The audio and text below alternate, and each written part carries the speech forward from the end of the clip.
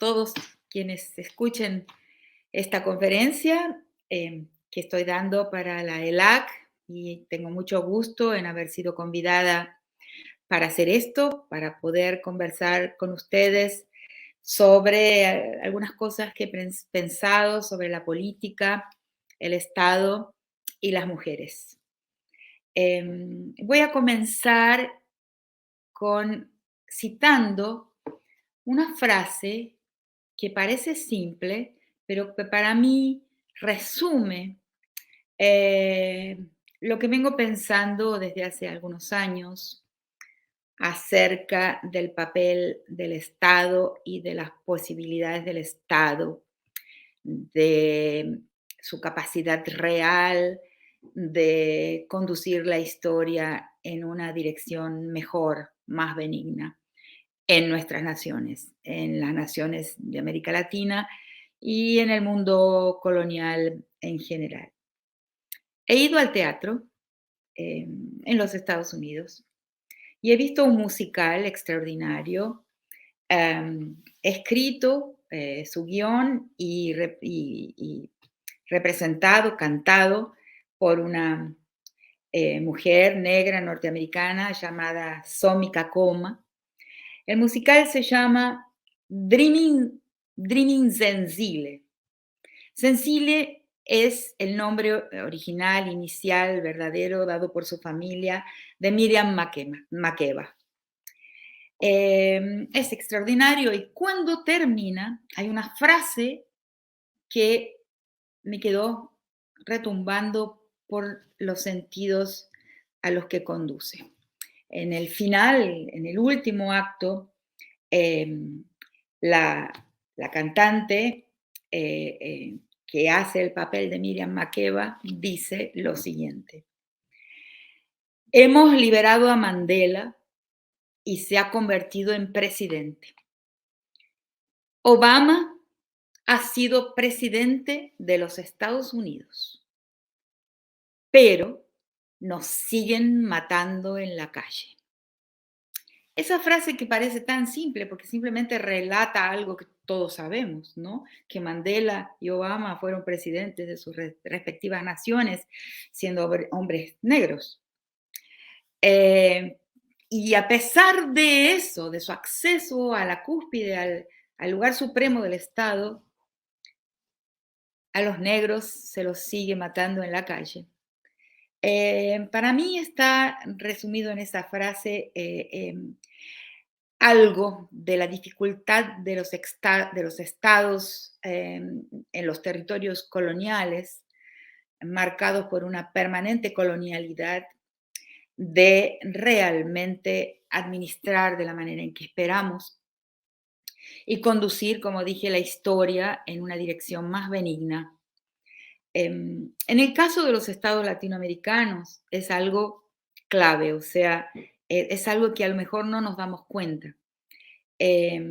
¿Hasta qué medida esos estados son la transposición al territorio de una gestión que era ultramarina? O sea, una gestión ultramarina, o sea, de los imperios de ultramar, tanto Portugal como España, al finalizar las guerras de la independencia, los héroes de esa guerra, aquellos que pusieron su cuerpo para las batallas por la independencia, que permitieron después fundar las naciones, los estados nacionales.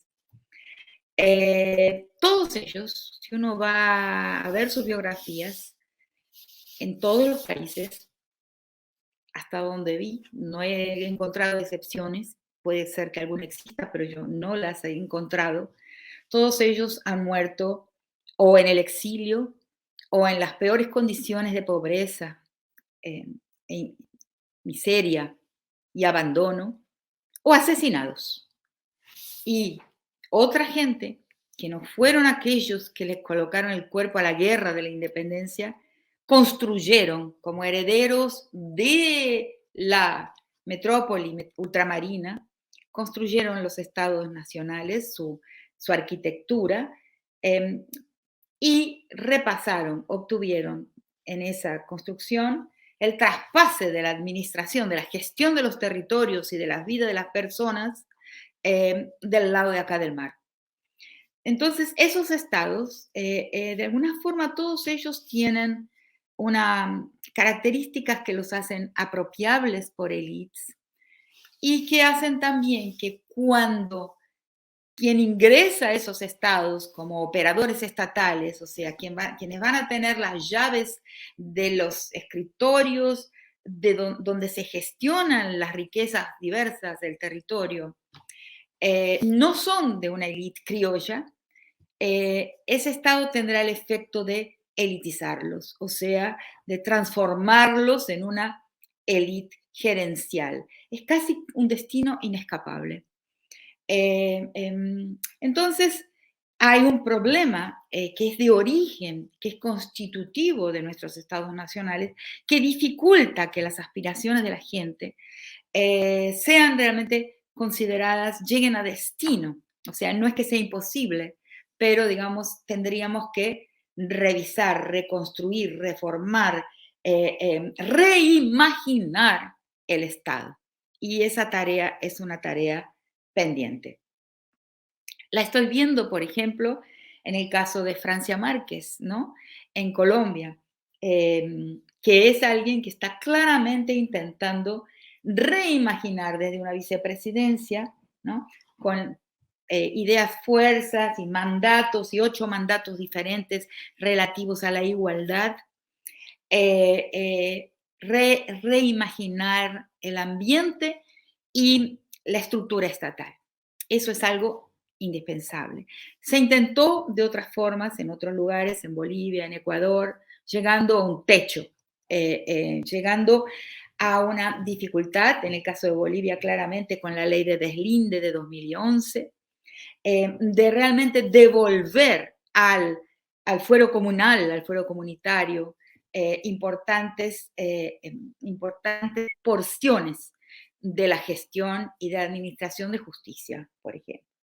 En Chile, la Asamblea Constituyente lo está intentando, ¿no? Está intentando redactar una constitución que permita medidas de devolución, ¿no? Al fuero comunal y permita la construcción de un país en plural, de un país realmente respetando la pluralidad de sus pueblos. Son intentos importantes de reimaginación, reformulación y reconstrucción de los estados que intentan sacarlos de esa fundación criolla, que en realidad fue una fundación por parte de una élite, como digo, criolla, ya no formada por los miembros de quienes pusieron el cuerpo en las batallas de la independencia. Entonces, hay un problema del Estado en nuestras repúblicas, en los países de América Latina. Por otro lado, estamos viendo un fenómeno en el momento presente, que es el fenómeno, es una realidad sorprendente, que impresiona, ¿no?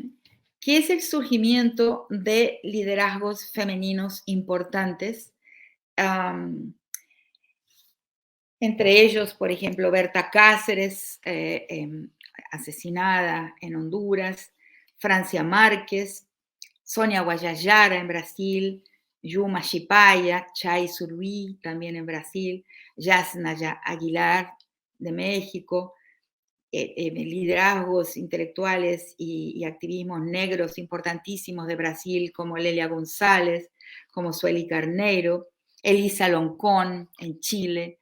Son personalidades femeninas que están emergiendo y están, digamos así, en el timón de la historia de nuestros países. Y es interesante debruçarse sobre estos personajes y entender por qué. ¿Por qué ante diversos fracasos de los intentos revolucionarios en nuestro continente, y no tengo temor en afirmar que los intentos revolucionarios del continente no han llegado a destino, no han llegado a la otra playa, no han conseguido reorientar la historia en una dirección mejor, han encontrado límites y obstáculos intransponibles. Nos preguntamos por qué con tanta fuerza hoy en día surgen lideranzas femeninas, e inclusive en los casos donde, como el caso de Chile, donde el presidente electo es Boric, rodeado, ¿no?, por liderazgos políticos femeninos importantísimos, sin los cuales él no tendría el apoyo necesario, no hubiera tenido el apoyo necesario como para llegar hasta la posición a la cual llegó.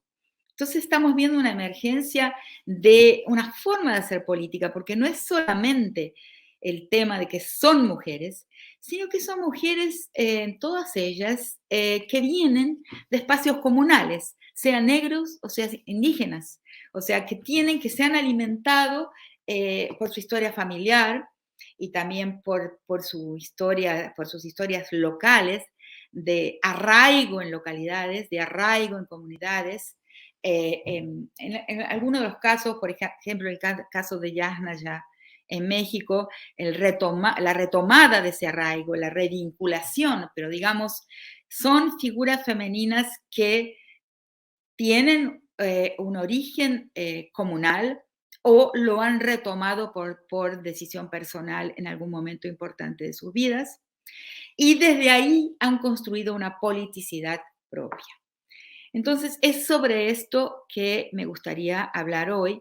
Es un tema que he desarrollado en diversos textos y también conferencias y entrevistas, eh, y que analiza qué ha sucedido, ¿no?, con la política en el tránsito a la modernidad de la cual esos estados permanentemente coloniales, de los cuales estoy hablando, pertenecen.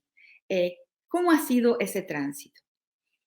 ¿Y por qué entonces, deshaciendo ese tránsito, es que estas mujeres han entrado en la política en los días de hoy con tanta fuerza y nos han de alguna forma devuelto la esperanza de que podemos llegar a destino de otra forma, por otro camino y de las manos de lo que llamo una otra politicidad, que es una politicidad de arraigo comunal y es una politicidad femenina? Em, entonces, este análisis que he desarrollado después de más de 10 años de trabajar con mujeres de comunidades indígenas del Brasil, em, durante las décadas o más de décadas, a lo largo de la cual he ido percibiendo cómo el avance del frente estatal, moderno, empresarial, ha ido destruyendo vínculos y estructuras comunales, y las consecuencias de esa destrucción de las estructuras comunales, he formado un modelo de comprensión de lo que ha sucedido en ese tránsito a la modernidad y qué se ha perdido. No es que no se ha ganado nada, y no es que el Estado no sea un actor principal. El Estado lo es, eh, pero para actuar en el sentido que el campo crítico, nosotras las personas del campo crítico, esperamos del Estado, necesitaría, como digo, reimaginarse, remodelarse de varias formas. Una de ellas es como Francia Márquez, por ejemplo, como un modelo de esto, está haciendo una reformulación, una propuesta nueva de estructura estatal en su candidatura a vicepresidenta de Colombia. Entonces, el Estado es un actor, no lo niego, pero no es el único actor de una transformación de la sociedad. Y no podemos pensarlo como el único actor capaz de hacer esa reorientación de la historia en un sentido más benigno, hacia una dirección más benigna, como lo llamo y como les estoy diciendo. Entonces, ¿qué ha pasado en ese tránsito a la modernidad? En ese tránsito, o sea, lo que era el espacio de la gestión pública, solamente un espacio entre dos, el espacio de la gestión pública en manos como tarea masculina, o sea, en la división del trabajo social, esa tarea de la gestión en el espacio entre, entre casas colectivas, el espacio entre aldeas, el espacio entre el mundo del pueblo, el mundo de afuera, el frente colonial y más tarde el frente estatal, los hombres estuvieron a cargo de esa gestión y de ese trabajo político, ¿no?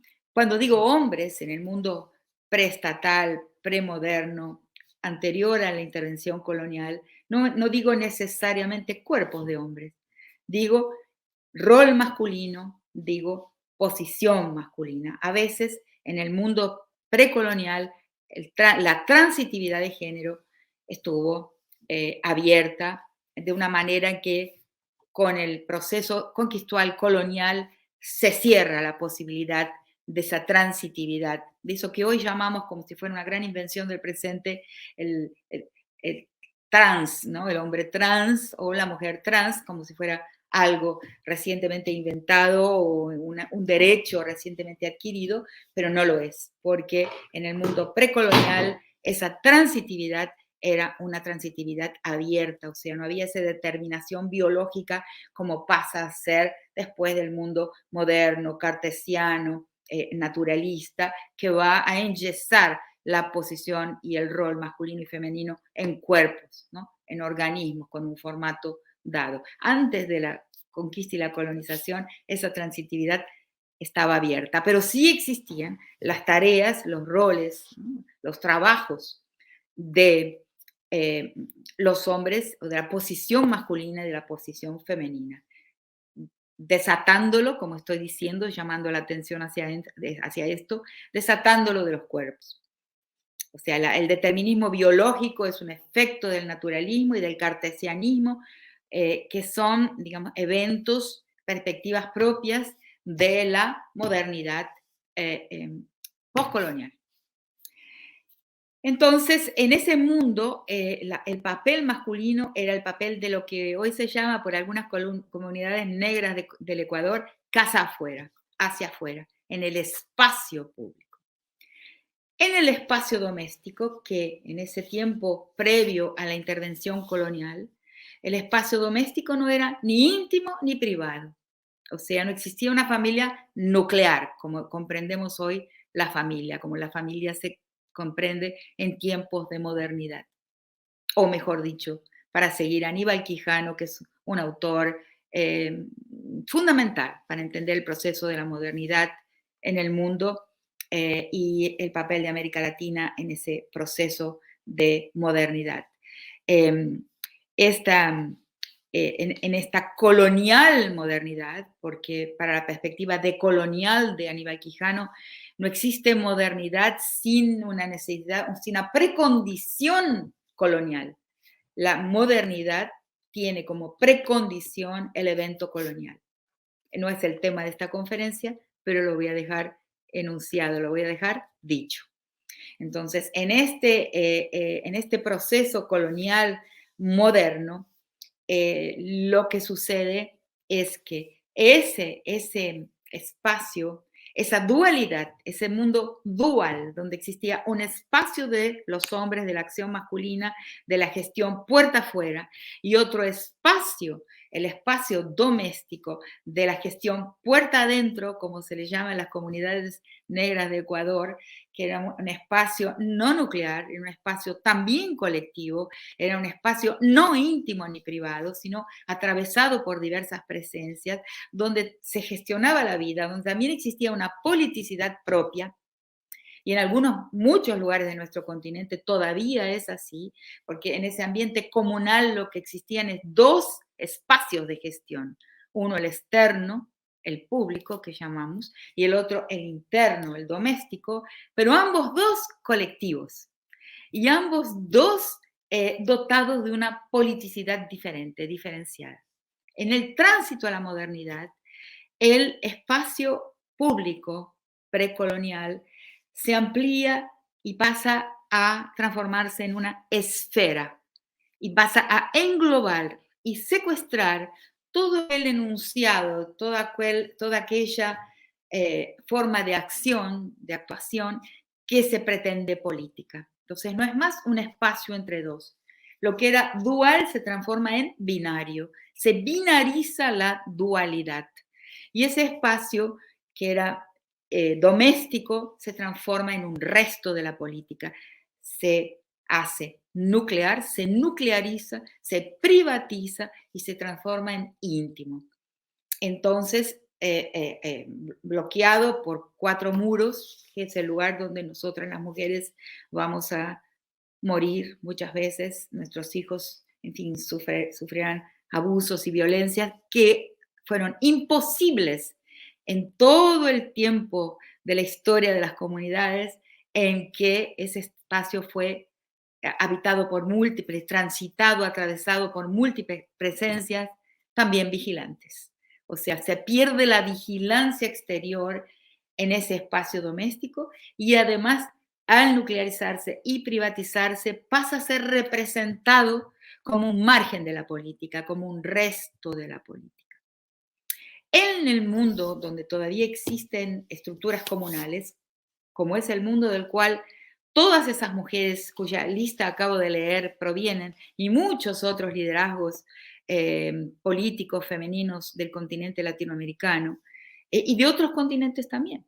Pero estoy hablando de América Latina porque es donde conozco este proceso y he acompañado el trabajo con mujeres indígenas, como dije, durante más de una década. Entonces, estas mujeres todas provienen de espacios comunales y de vida que tienen un presente y un pasado comunal, de gestión comunal, donde ese espacio de politicidad doméstica estuvo por mucho tiempo y hasta el presente todavía encendido, todavía actuante. Entonces, esa politicidad de gestión, con sus características propias, al ampliarse y al suceder el secuestro de toda politicidad en el espacio público, la mejor manera de representarlo es eh, puertas afuera, casa afuera, que fue el espacio donde los hombres construyeron su historia y donde entonces al ese espacio casa afuera transformarse en la esfera pública y transformarse en el espacio, en el campo del Estado, transformarse en la arena donde todo lo que se pretende político va a suceder.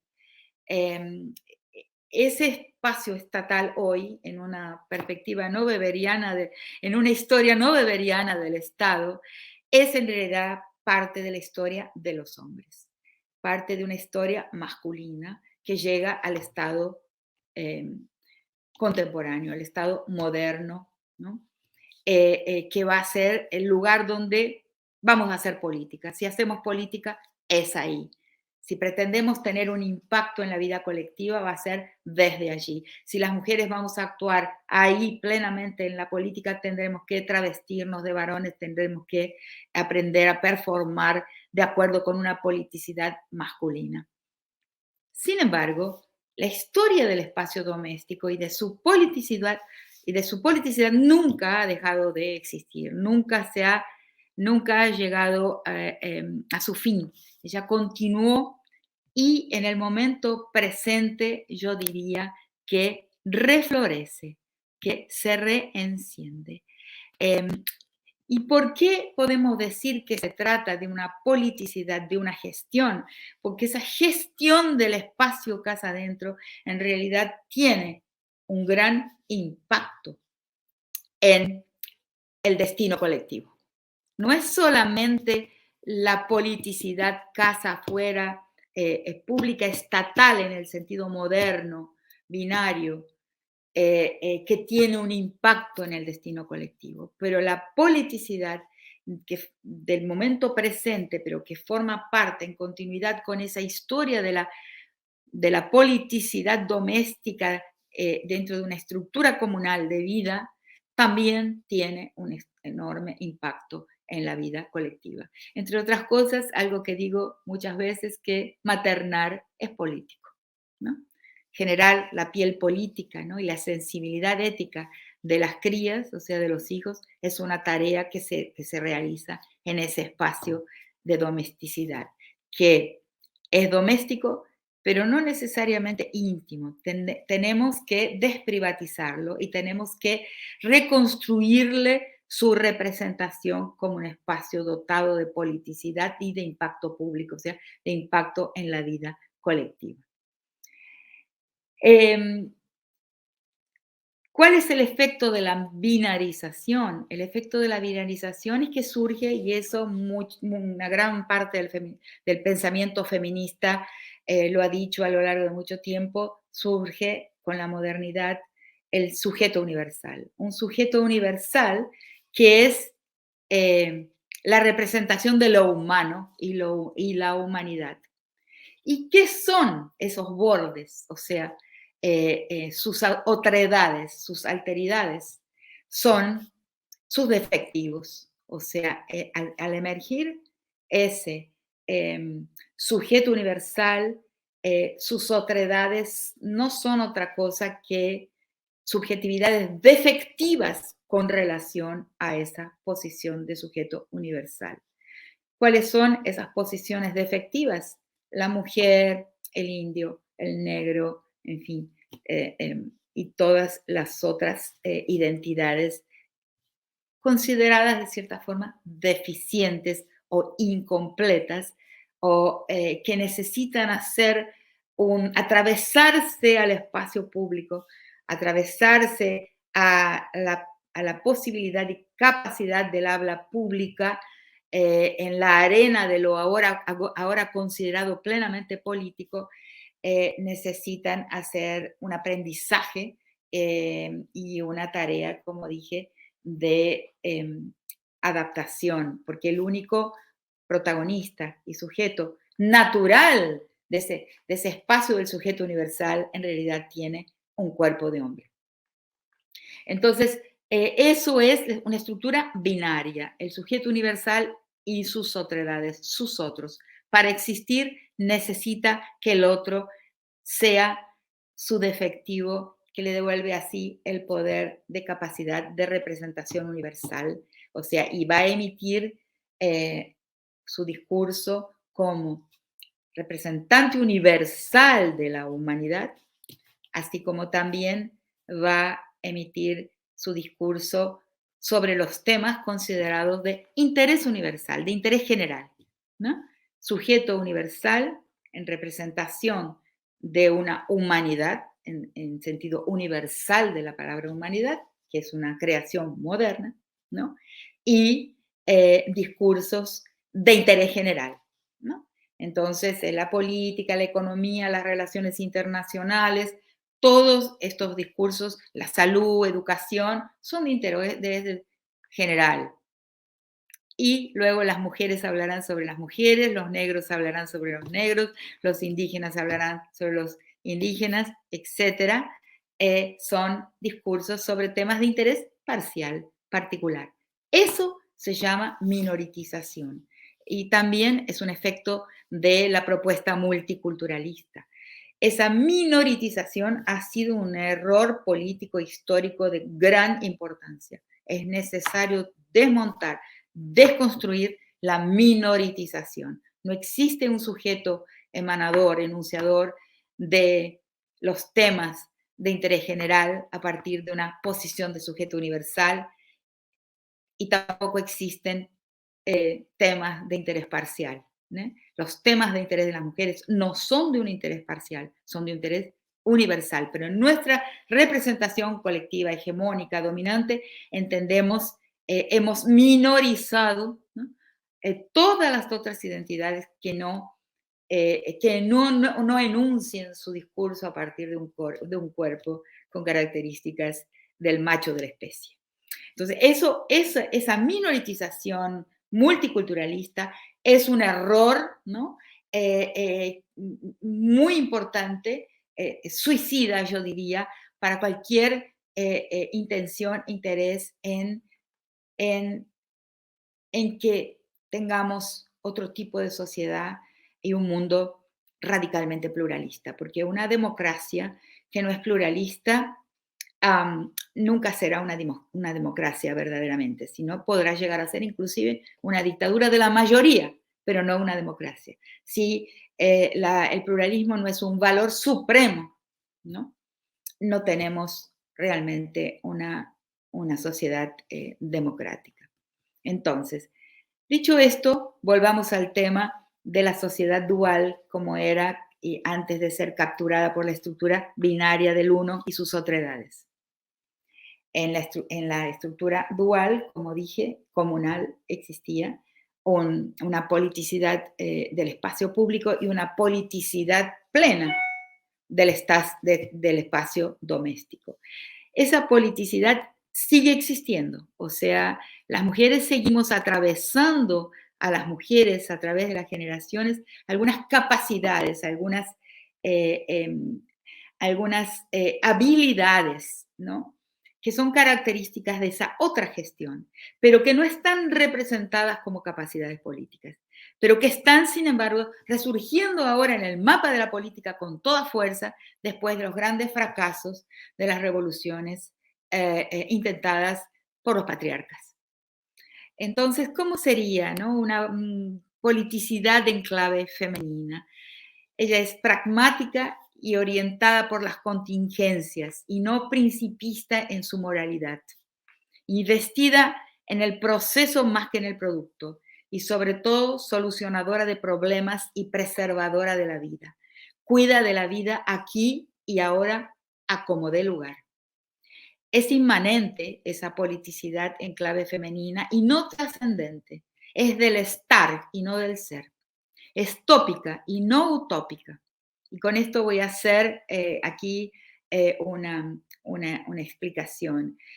Yo creo que hemos también cometido el error de una cierta construcción de la idea de utopía que por mucho tiempo, sobre todo en mi generación y en la generación de los años 60 y 70, la utopía era una sociedad de llegada con características fijas, preconcebidas. O sea, había una obligación de llegar a una sociedad predescripta, o sea, preconcebida con determinadas características.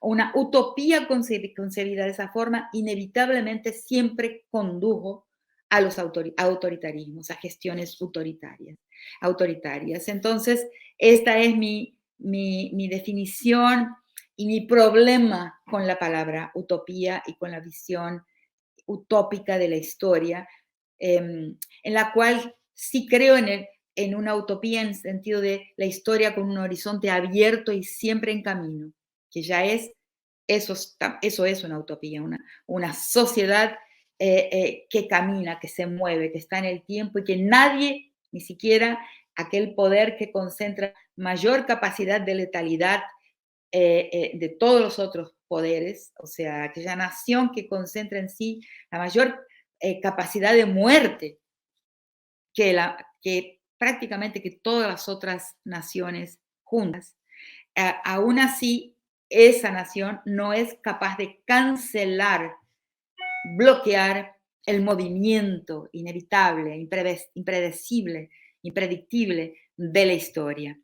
Entonces, eso es una utopía, un horizonte abierto, permanentemente abierto, pero no es aquella forma de utopía que en el mundo bipolar, durante la Guerra Fría, los sectores de izquierda con los cuales me identifico y de los cuales mi historia personal viene, pero he hecho esta autocrítica entre otras. La utopía no puede ser considerada como un diseño de sociedad preconcebido, cerrado de antemano, con una regla de cómo debe ser la sociedad futura. Por ahí no llegamos, no hemos llegado a parte alguna por ahí. Entonces, esa politicidad femenina más libertaria, vamos a decir, que es tópica y no utópica en este sentido específico en que lo acabo de definir, es próxima y no mediada, no burocrática, concreta y no abstracta, doméstica y no pública. Es una otra forma de gestionar la vida. Es capaz de improvisar, de la improvisación. Es capaz de ingeniárselas, inventar, innovar para salvar la vida aquí y ahora, a como dé lugar, como dije, y dotarla de algún grado de bienestar posible. Una gestión femenina es también una gestión comunitaria, pues la comunidad se gestiona en el cotidiano desde la politicidad doméstica y a partir de lo que es llamado el proyecto histórico de los vínculos, en oposición al proyecto histórico de las cosas. La politicidad doméstica es también una contrapedagogía de la crueldad. Entonces, por ahí tenemos otra forma de hacer política y no nos sorprendamos al decir que estos liderazgos que están surgiendo en el continente y que parecen conducirnos eh, y contar con la confianza de la gente, surgen, son originarias de estructuras comunales donde lo doméstico tiene todavía un reconocimiento eh, eh, por su gestión de la vida. Entonces, lo que quiero subrayar aquí es que tenemos que preguntarnos el porqué del gran protagonismo de las mujeres hoy en día en señalar otro camino y por qué esas mujeres en todo el continente tienen esas características, o vienen del mundo indígena o vienen del mundo de las comunidades negras, como Francia, de forma característica en el presente, en nuestros días. Eh, Eso también explica, ¿no? Lo que he llamado de discontinuidad en la historia de la guerra, las formas de crueldad contemporánea sobre el cuerpo de las mujeres, o sea, los feminicidios, ¿no? que asolan a México, a los países eh, del triángulo norte de América Central, eh, em, y en general a los países de América Latina, que tenemos altísimos índices en feminicidios.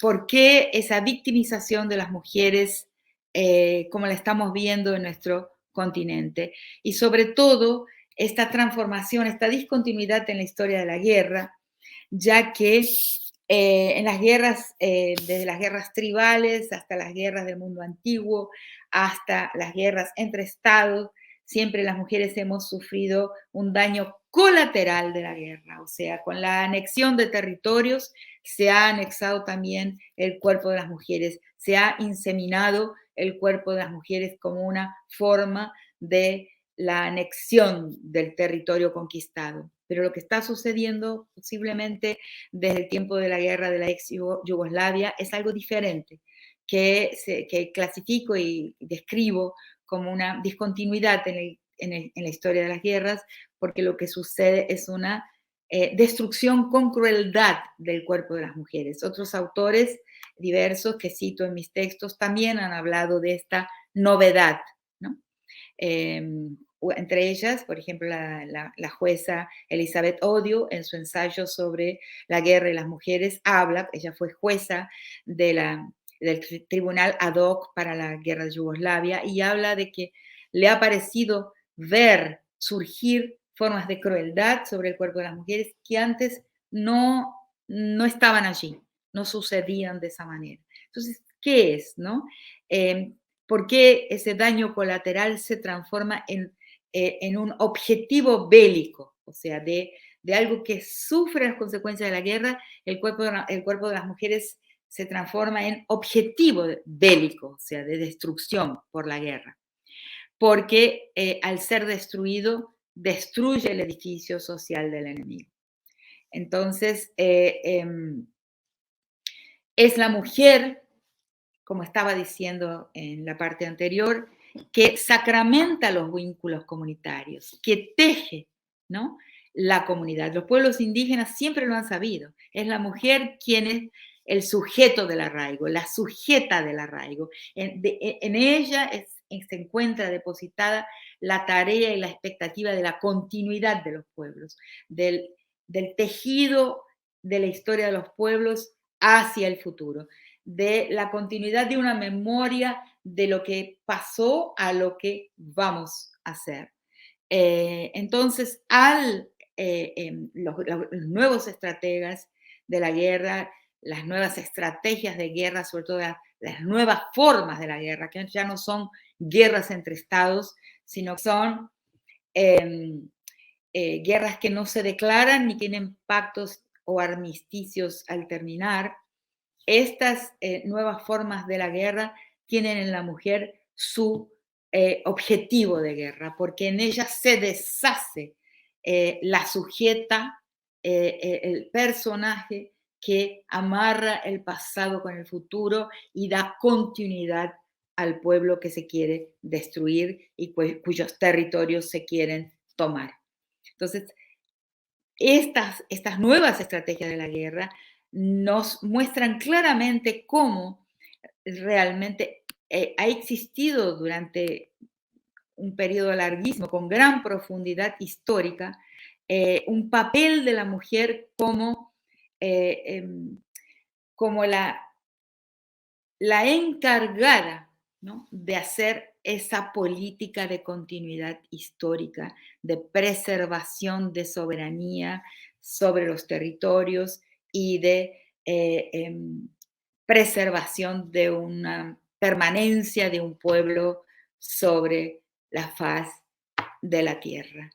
Entonces, lo que vemos ahora resurgir es esa experiencia de arraigo y de politicidad de otra forma de las mujeres en el continente, como esas nuevas formas de liderazgos que están ahora a cargo, yo diría, de la esperanza de la política de nuestras naciones.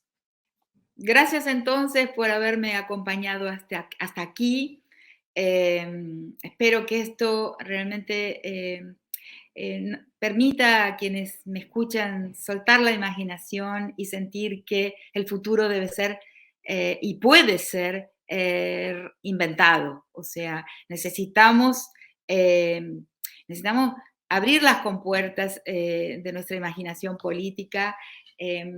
Las consignas son útiles, pero a veces hemos visto ciertas tendencias a circular, ¿no?, en consignas que a veces van perdiendo lentamente su sentido.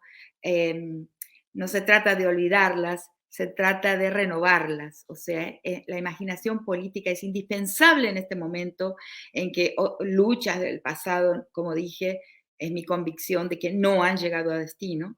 Entonces, estamos obligados a no repetir, ¿no? Repetir procesos que ya se han mostrado que han llegado a un límite de sus posibilidades de llevarnos a un futuro mejor, repetir esos procesos, dejarnos